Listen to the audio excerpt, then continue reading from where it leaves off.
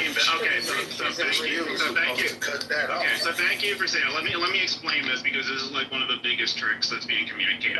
So when it says it only is adding 2.8 trillion to the debt, it's saying 2.8 trillion on top of what the projected debt already is. So over the next 10 years, we're going to already add about 13 trillion to the debt. This is an additional 2.8 trillion on top of that. So over the next 10 years, we're looking at 16 trillion in debt, which will put us around a $53 trillion national debt, which means that the annual payments for that, the interest payments, are going to be so high, it's going to crowd out social programs. Because it's what, 37 or 34? Defense. By the time you pay for defense and entitlements, that's going to be 80% of your budget. We're barely going to have any money for anything else unless you increase your revenue. Yeah. Or you start cutting defense spending.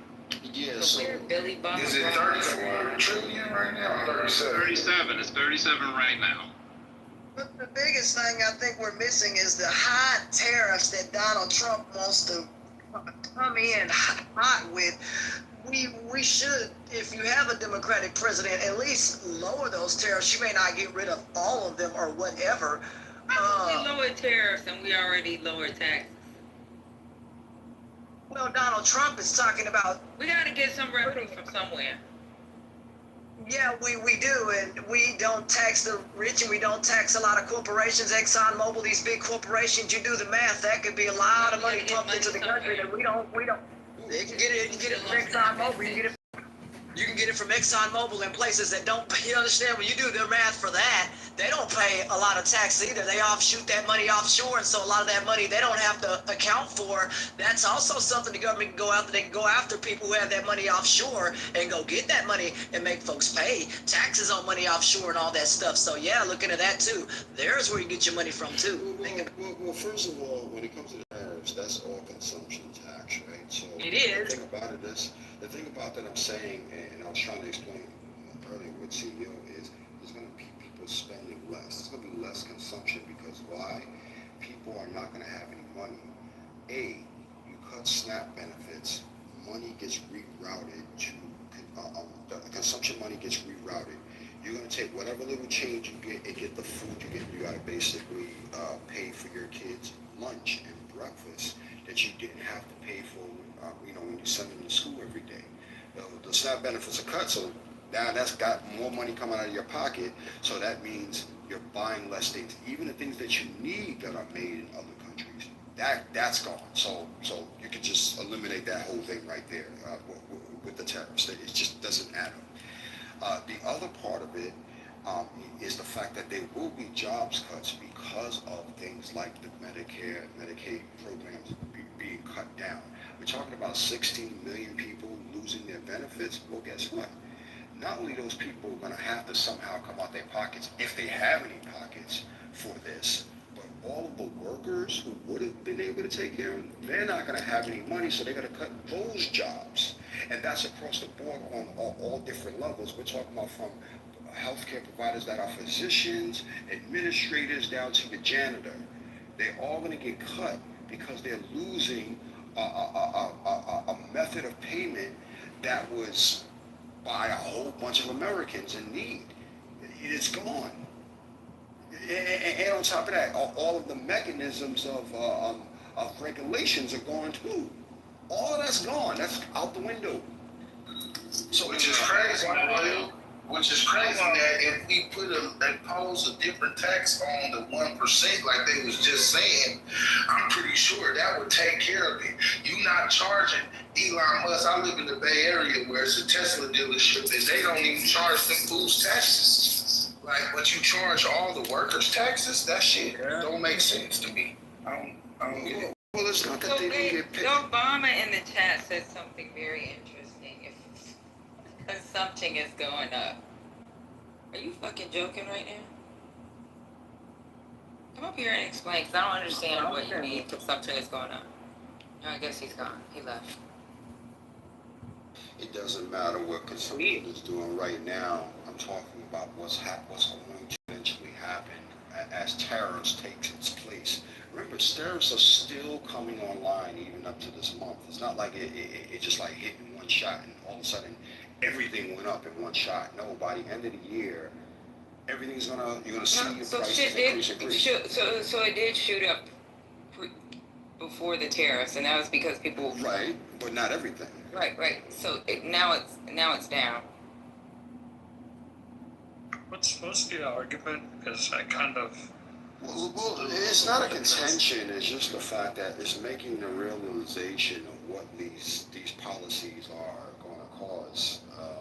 And what I'm arguing is it will go to a recession because people will lose jobs. There will be less spending. Hey, there's less money to spend to begin with, and then you have less tax dollars. And the government seems to be cutting funding for various programs that includes academic programs, R&D, all of these different things that the government was paying for when it comes to schools and kids, Head Start, all this stuff is gone. They're wiping it all away. So less money means less jobs, less spending, and so on and so forth. Yeah, I mean, but Royal, like, the economy is a lot more. Okay, the economy is a lot more intricate than it used to be. So when you look at the gig economy and how that continues to expand, and when you look at the global economy and how many more opportunities there are, you can't just predict a recession like we're looking at the world 15 years ago. So again, the expectations for a recession have gone down significantly, and the odds are after some of these trade deals are completed, the economy's going to probably go up. So I don't agree with you on that. When you talk about How the gig is the economy, gig economy? I'm sorry. I was going to say, I'm in the gig economy as well as I have a 9 to 5. And in my gig economy, I can tell you exactly what it looks like, okay? I'm a DJ, right? Stuff is not important. I'm a DJ, for instance, right? Like, all of my clientele are either stores or rich people. I'm not getting any middle class clients at all. Like, they just can't even afford me, like, at all, because it's completely different from what it was even 2 years ago. Like, which means I'm making less money because I'm losing all of those clients. They just can't afford to pay the rates. So now what? Yeah, so the gig economy is I can.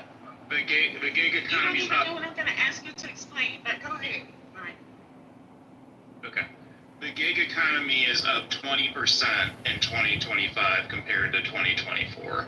And Royal, what's happening, and I'm seeing this in my business, by the way, is a lot of people are holding their money right now. They don't feel comfortable spending it because of the level of uncertainty. And I met with I'm in a CEO peer group, and many of us are going through the same thing.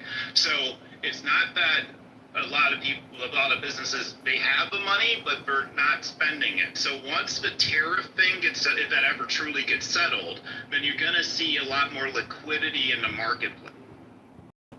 So people don't. Sorry.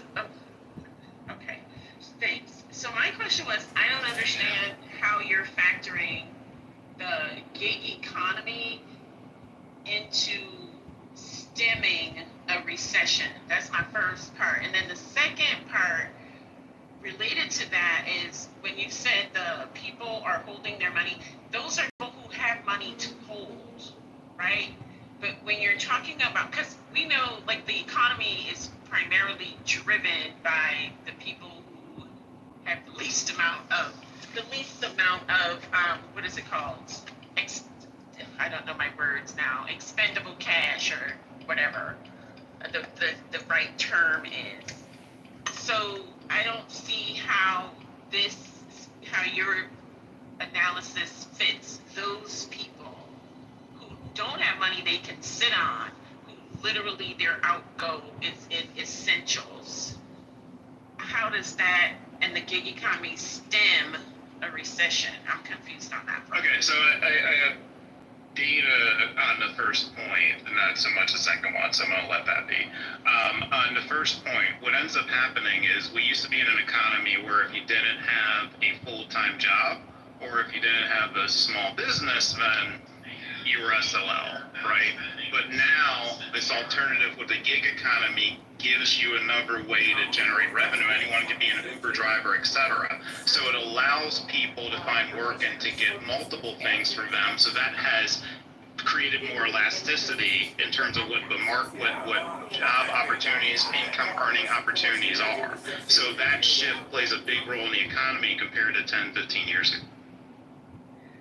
Okay, so people lose their jobs and they go and drive Uber. Who's riding in these Ubers? The Uber, the rideshare economy, yeah, I understand what you're saying. Rideshare economy and the food delivery economy, etc., all these things collectively are trending up, right? Because people are becoming more accustomed to using them. So this is all trending up. It is nowhere near its peak because there's still the education side of this happening. This market is only going to grow more. So the demand in this market will continue to go up. And you now have walking, and I'll give you one example.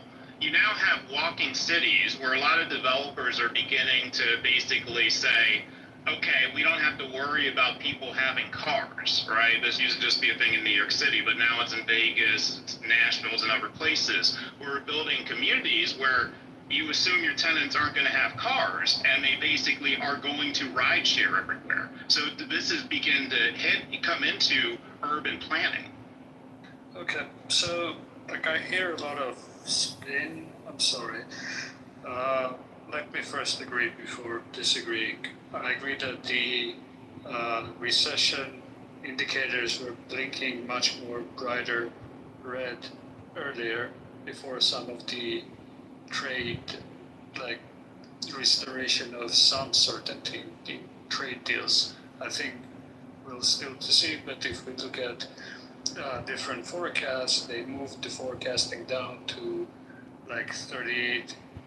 Like JP Morgan took down the forecast for recession from 60% during the most chaotic Trump announcements, right, to now to 40%. So I guess 40% is better than 60%. I agree with you there. But my next point would be on the savings. So people deferring investment or consumption and sitting on their savings is oftentimes indicative of slowdowns or recessions in the economy, because some people's saving is other people's lost income because it's not spent the economy, it's not spent into other people's pockets, right? So that's definitionally slowdown.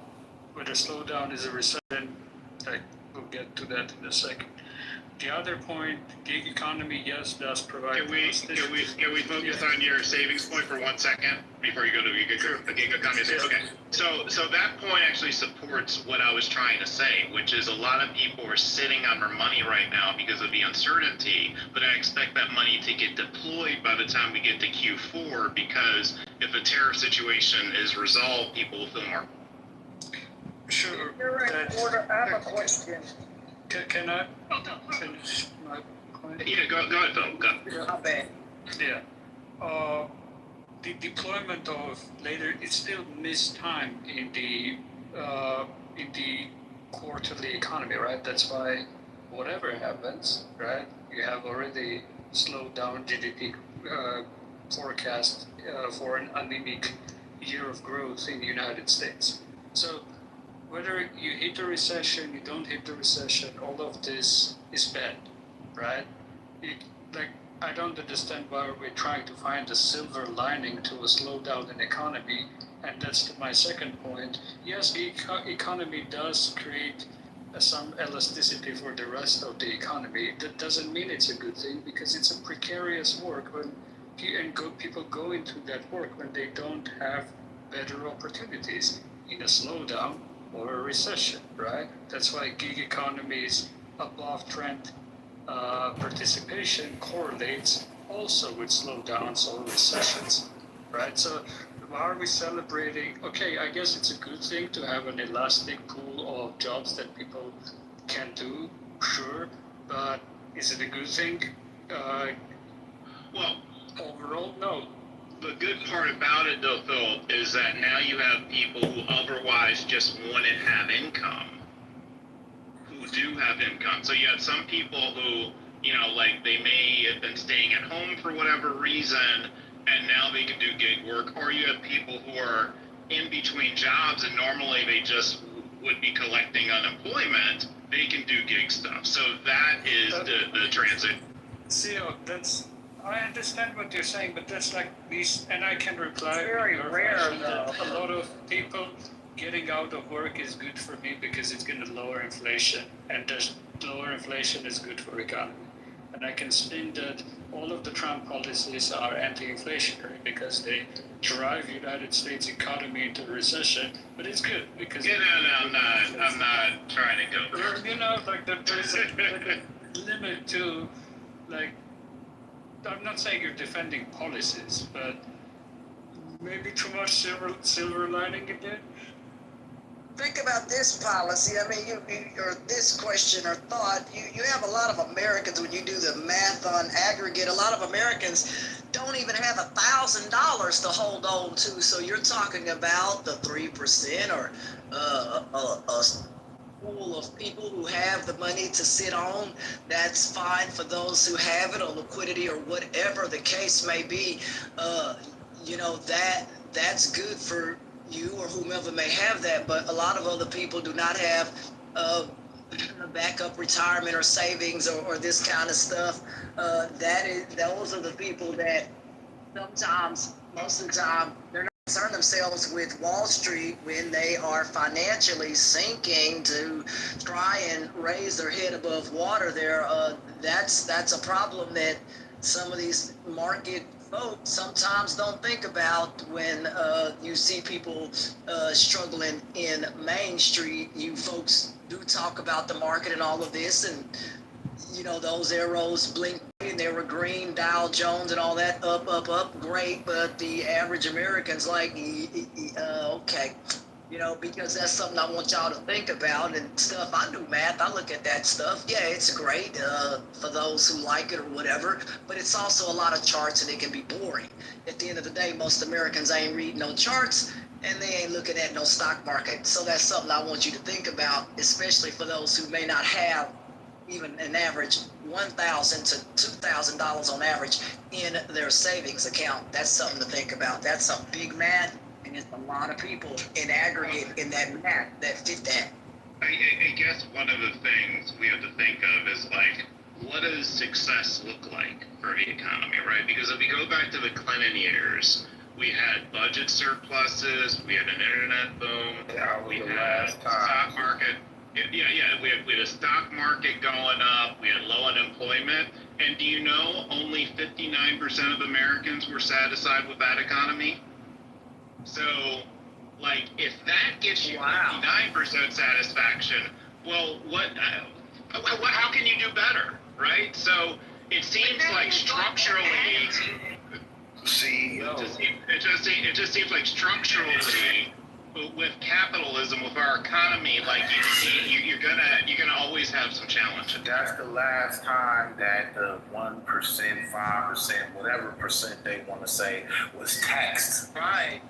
Yeah. So if we go back to a time where they're taxed, then we can get back them surpluses and shit like that. But we can't because they want to hide. Right. Yeah, they want to hide. They want to hide their money. Yeah, no, I hear you. But what about the fact that only 59% were happy with that economy? But you shifted to consumer satisfaction, which wasn't. Or maybe I'm confused because I didn't think that was the issue. That was not what we were talking about. That's a different measure. I thought we were talking about. I'm sorry. I was agreeing. I can't. Go ahead, Dr. AG. I'm sorry. Yeah, that's okay. I thought you were dealing just sort of with the quote unquote like abstract or the objective like numbers in the economy, more so than how people feel about the economy, because that's a different conversation, I think, when you talk about like consumer satisfaction or whatever. Or did I miss something? Well, I was responding to Ashton because Ashton was pointing to the amount of people who, you know, are experiencing some level of challenge, right? And so what I was just saying is like, I don't know what the definition of a successful economy is. You know, based on like, what do we call a successful economy? I mean, Well, first of all, not shutting down the programs that keep people out of poverty. You have this bill that's gonna shut down a lot of programs that help uplift children and their families out of poverty. I read a lot of that bill, and it's embarrassing. Hold on for a second. Hold on for a second. Sorry. Hold on for a second. Yeah, but that I think that goes off. I don't know. Okay. let me give a short answer to that. Right? Moderately targeted inflation rate 2%. Some people prefer slightly higher, some people prefer slightly lower, but around that number. High GDP growth, right? Or at least trendline GDP growth, 3%, something around that point at least. Maximum employment, right? And let's cut with that. What's maximum? What percentage is maximum employment? Well, what Federal Reserve considers full employment, let's go by that metric. So what is that, like 4% unemployment? I think it's lower, but yeah, I think it's around that number. Okay, yeah, so in that scenario, Philip, like, will there still be people who are struggling, and will politicians still be able to say, you know, not enough Americans are doing well and Americans are struggling, etc.? Yeah, of course, and they should have targeted policies to alleviate the That's burden. what I'm saying. Thank you. That's what I'm saying. Absolutely. Policies make things work for those on the bottom as well. You can't just have a bunch of policies that work for those on the top and those on the bottom are failing and dipping more into poverty, or those who have student loans are now having to eat that. That's the stuff I'm talking about. That's not okay. And that does affect a lot of people's lives. But the challenge... CEO, I'd rather say it like this. We now have policies that will possibly put people at danger, put people at income security, people who are fully employed, people who are able to handle the economy the way it is at this point. And now with these particular policies, they probably won't. That's the major problem. Can we not move that fast? Can we not move that fast, maybe?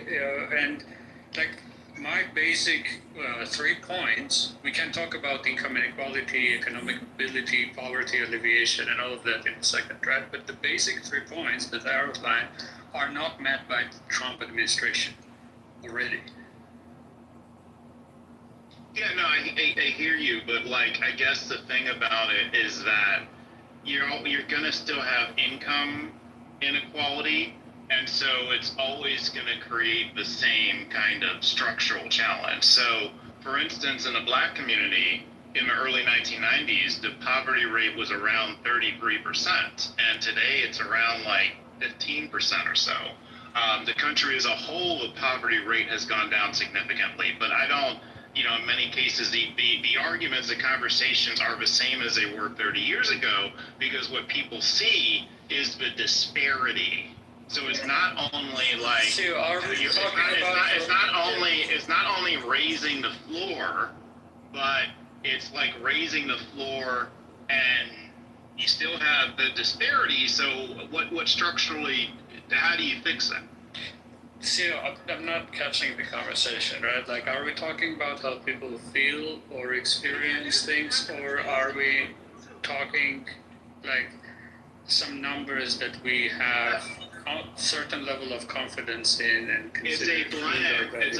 It's a blend of the two things, because we're using data points, and part of those data points are tied to how people are saying or doing, how the economy is working for them. So it's both conversations simultaneously. Yeah, can we separate them?